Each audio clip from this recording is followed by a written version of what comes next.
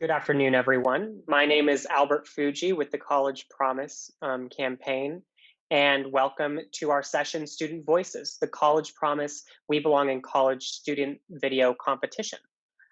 Developed as an extension of Personal Statement, a documentary profiling three high school students who are struggling to get themselves and their peers to college.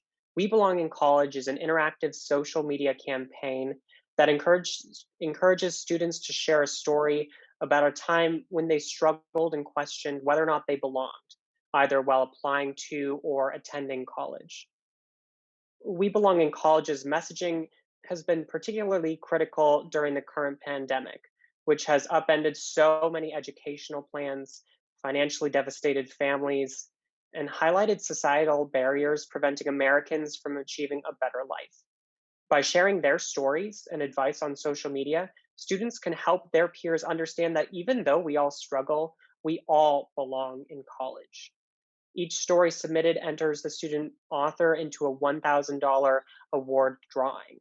And I'm excited to announce that together, College Promise and the We Belong in College campaign are creating a supportive ecosystem for young adults. And this fall, College Promise and the We Belong in College campaign launched a partnership to promote diverse student stories through expansive national networks, reaching not just students, but other key stakeholders working in the higher education field so we can better prepare our nation's next generation of workers.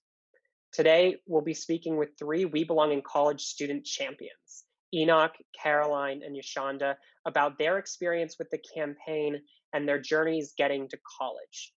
But before that, let's hear from some other students and their remarkable We Belong in College stories.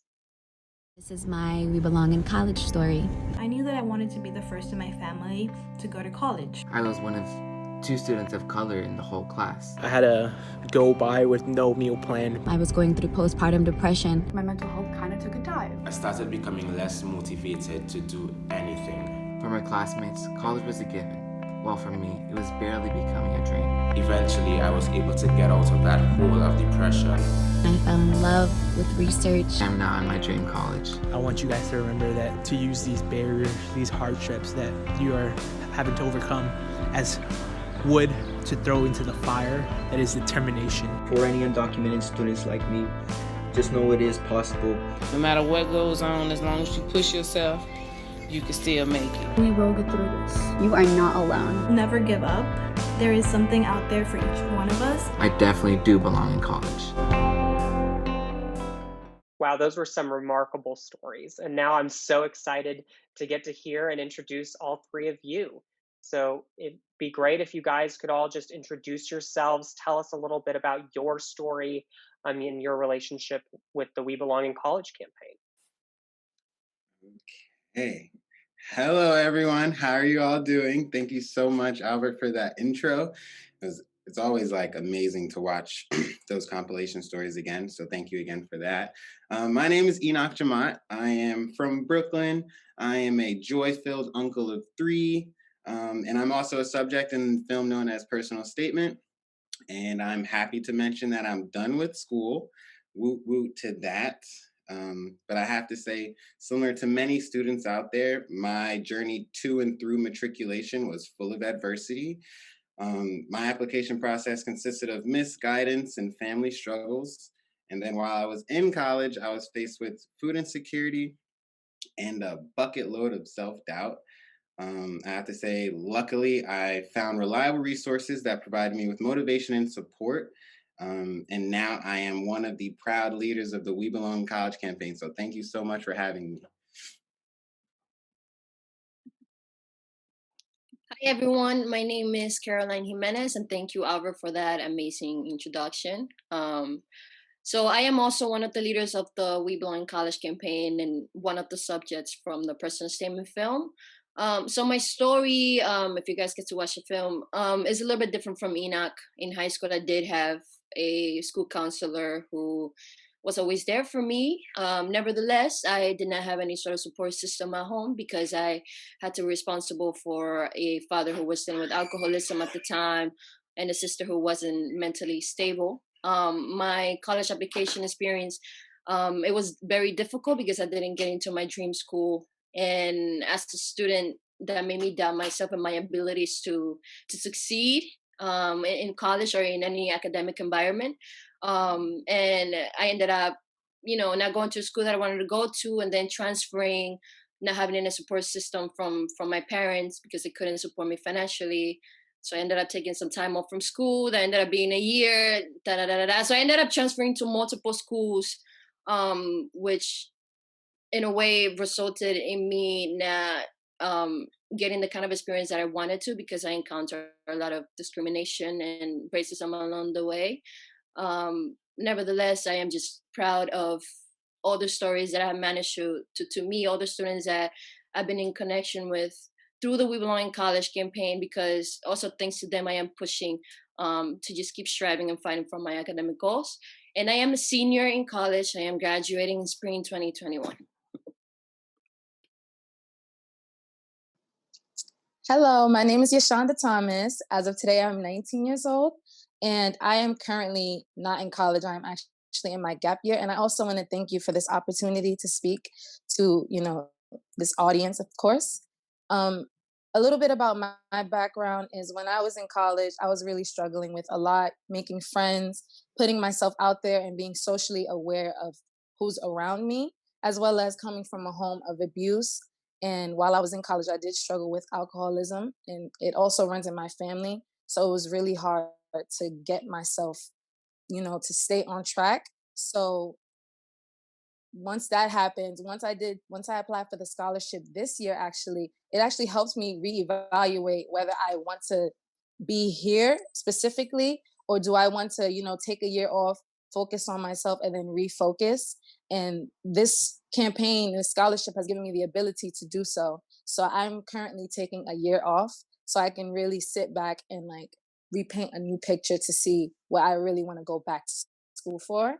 And yeah, I'm in the process of saving money, and I'm excited about that. So this challenge it really helps me with everything, with finding myself.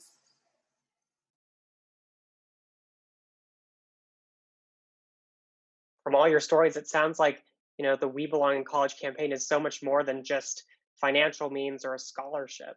I mean, Karoline, you're saying it provided community, Shonda, time to, reevaluate, pivot, figure out what you're really passionate about. So, I'd love to hear your perspectives on what makes the We Belong in College campaign so unique. And then also, something I've been thinking a lot about is, why are student voices so important now, more than ever? I'll go first. I find myself blown away by this campaign every day because it's beautiful because the campaign utilizes this powerful tool or technique known as self-persuasion to positively influence the students who interact with it. And I say powerful because there's research proving that positive messages are more effectively absorbed when an individual is motivated to persuade themselves to change their attitudes and behaviors. Excuse me if you could hear an ice cream truck back there. Can you hear that? No. Okay, great. Magnificent. So yeah, back to what I was saying. So the campaign utilizes this powerful tool known as self-persuasion. So not only are students giving others helpful advice, but they're ultimately helping themselves. And that's what makes this campaign so remarkable. The fact that students can really understand that they're being a hero for someone out there, but they don't really know just yet. They don't know the research behind it that's rooting into them the motivation that they'll need, the self-motivation that they'll need to persist past their adversities. And to talk about the community side of the question, we all must understand that students need money to finish school, but they also need nurture as well. And which is why this campaign acts as a support system for these students and a platform that amplifies their voices, because it is vital for such support systems to exist, because in today's day and age, you're more likely to find hate and consume hate before you'll find support out there in the social media, out there in just as hectic as the world can become. You really need platforms that uplift you in every way possible. To add to what Enoch was saying, Enoch, that was a great explanation of the We Belong College campaign. One of the really cool aspects of the campaign itself is that pretty much everybody has access to it. You know, you can go to any kind of social media platform and just put in the hashtag We Belong in College, and by putting in that hashtag, you have access to hundreds of other stories shared by students that have participated and winners themselves. And to answer your other question, why are voices right now so important? I think that in order to create a change in the world right now, we need to become that change for ourselves, you know?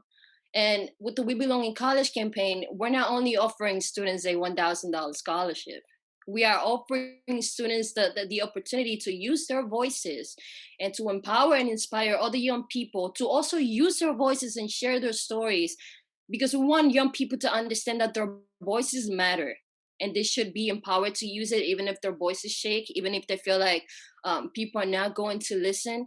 Their experiences and their stories matter. And right now, more than ever, during with this pandemic, during with the presidential election, dealing with all of these obstacles that have been placed upon us as young people and also students, it is important for young people to hear from other young people about how they are coping, about how they are persistent, because at the end of the day, by sharing our stories, we're able to be there for somebody who we don't even know if they're struggling, you know?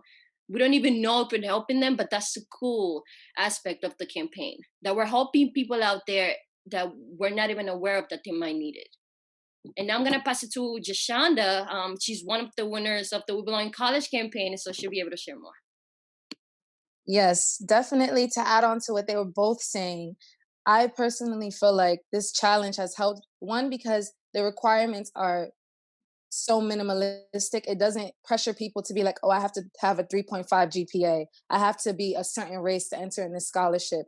It's just a sense of community within that itself, because it's not based off of race or gender or cliche GPA requirements, because sometimes people are genuinely trying, and to not be noticed or overlooked because you had one mistake happen, it's not right. So I feel like this scholarship gives people the ability to do that, to share what they have to say without feeling judged, because we've all been through what we're each going through. And I feel like that just connects us, and it creates a deeper message than just money.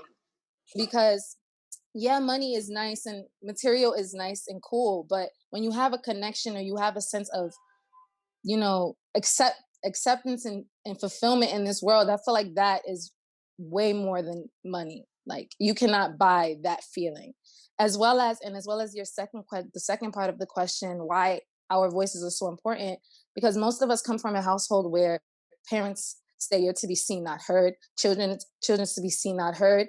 And I feel like this generation is really trying to break out of that. So it's really important for us to stay committed and stay focused on speaking up, because we come from a generation that parents often say children to be seen, not heard. And that's not true, because it's our future that we're changing. This is our future. And if we want to see change, we have to go out there. It's not really for anyone else. It's really for our, you know, our comfortability, our safety. We have to do this. We will have to be the change we want to see. And I feel like that we're constantly breaking barriers, especially with this campaign. We are breaking so much barriers. We're speaking on topics that people were scared to speak on, and we're doing things that people in our past were afraid to do. So I feel like the ability to get vulnerable was something that I obtained a lot from this challenge as well. So I just wanted to put that out there.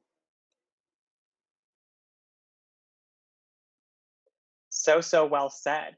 And yeah, I mean, when it comes to breaking barriers, it's not just about speaking up and, you know, having your voices heard, but it's also like standing up and being, you know, with others and standing up with others in that community dynamic. So I want to talk about how that applies then to career and career aspirations. So could each of you speak a little bit about what your career aspirations are and what it means to you to have, you know, that you're not just on this, you know, path, this career path by yourself, but you have a whole community standing behind you, fighting for you, supporting you. So what does that community aspect of We Belong in College mean for your career aspirations as well?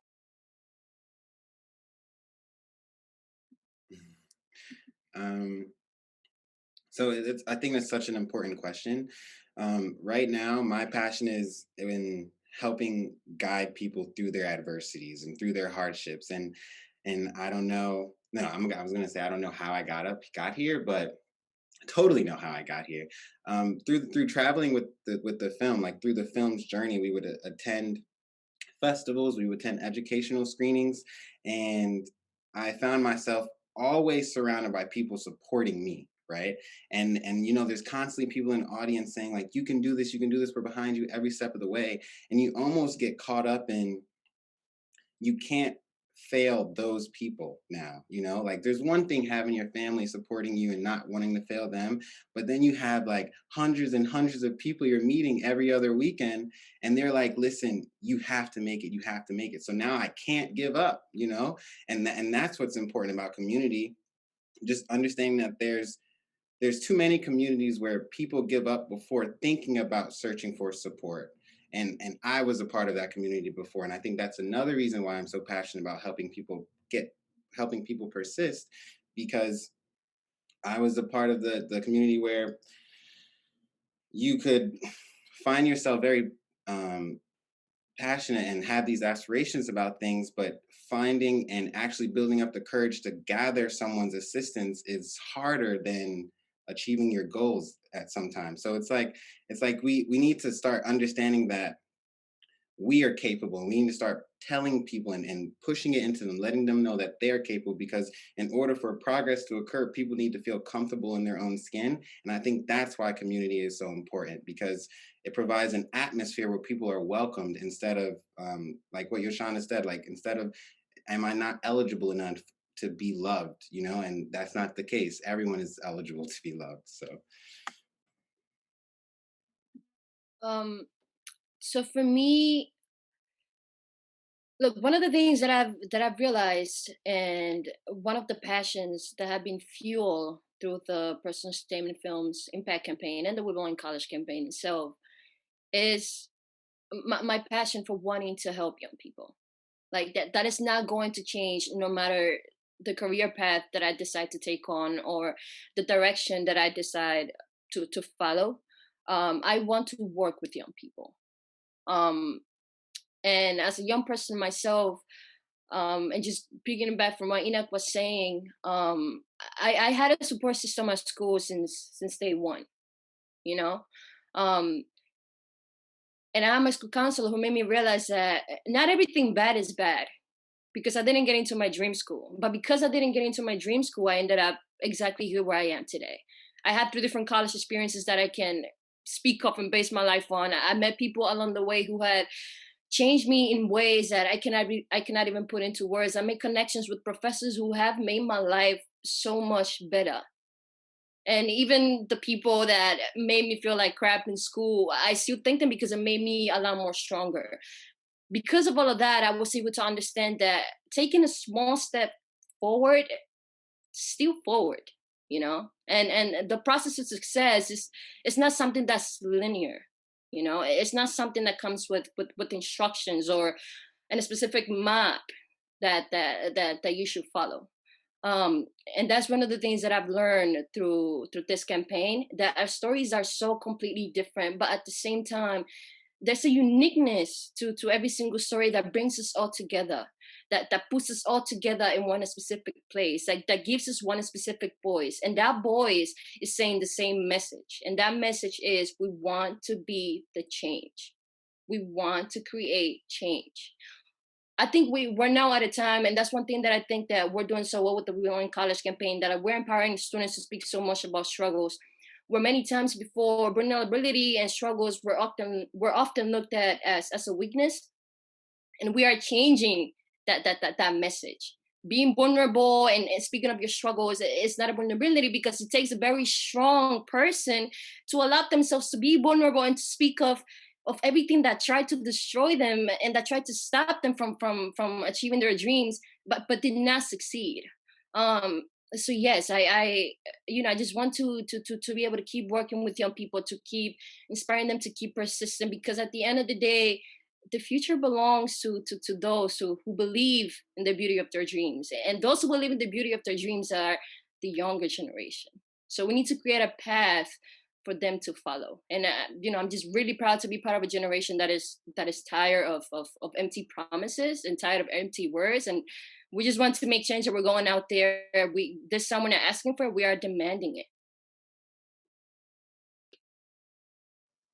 So when it comes to me and my aspirations, my mom always told me to pass knowledge along, whether it's, physical or mentally or spiritually. But as of right now, I'm actually planning on going back to school for nutrition. So I want to be able to teach people what they put in their body, because what you put in your body, it really does affect the type of person you are. So that's mainly the journey I want to take, because I do enjoy helping people. Because throughout my middle school days and my high school days, it was really tough on me, and I was constantly like shaming myself. And it was because of the pressures of the world. It felt like I had no community, but I did have a sense of community when it came to, some people in my family. And I didn't want to give up on myself, because, the people in my family, I wanted them to see like I can get out of this, like I can do better for myself. And since they were already in a bad spot, I felt like I had to do even more to keep that sense of community going. So as of right now, I'm on the journey to like, excuse me, just jumping my thoughts. My aspiration is just to pass on the knowledge that I have, to be able to help others around me, whether it's physically, whether it's mentally. However, I'm really more focused on like the inside of each other, because that's where everything comes from. Our passion, that fire, that fuel that we have, it comes from within. And you have to tap into that before you tap into anything else. People are often trying to change their appearances or how they look to be more accepted, but you don't understand that you have to have a sense of community within yourself before you're able to spread that to everyone else. And I think that is kind of making me more of a selfless person, and really being empathetic with others and listening to other people, because it brings me a sense of community and a sense of wholesome, because it makes you reconsider, like, not everything is about you and your aspirations and your confidence, and the ability to pass things on can actually make you feel better.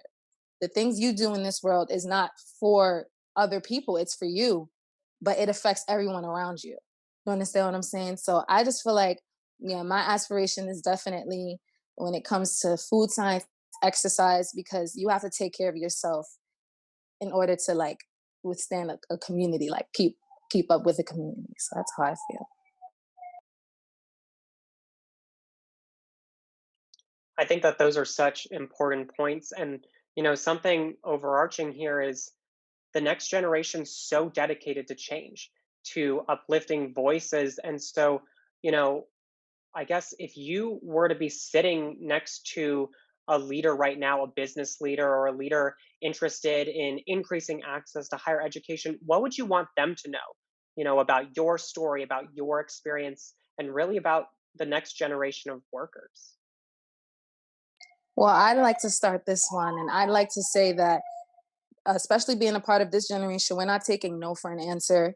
We are going to go out there and create opportunities for ourselves, because there are so many things out there that we can just go out and grab. I feel like this generation, we have so many opportunities. We have social media, we have like libraries down the block. We have so many things that people before us didn't have. So being a part of this generation, a technology based generation, I'm using every opportunity I have to change my future, because at the end of the day, I'm doing what makes me happy, what makes other people happy, what really sticks, and something that I'm actually proud of.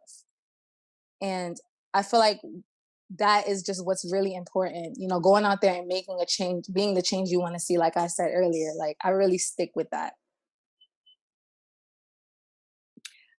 Albert, can you just repeat the question one more time? Yeah, if you were sitting, across from a leader of either in business or philanthropy who's really interested in higher education and access to education, what would you want them to know about, your story and the stories of the next generation of workers, about your current experience? I would say to them that I'm very thankful for all of the diligent work that they've been doing, and I'm thankful for them persisting past those moments where policies interfere and restrict their hands from achieving the reform that they prefer. So I would first say thank you for all of your work, um, and I would I feel like it's safe to say that we can learn from history. People have to go through the struggle for others to learn, right?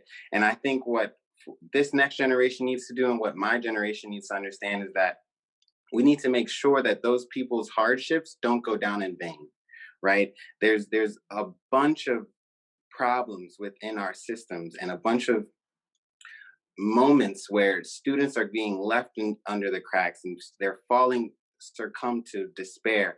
And it's not good for the mental health of the next generation. It's not good for the mental health of this current generation, and we're never going to be able to achieve that genuine reform. So I have to say, believe in love, the youth, and prosperity, and you will realize how easy it is to achieve progression. And then thank you again for all of your amazing work.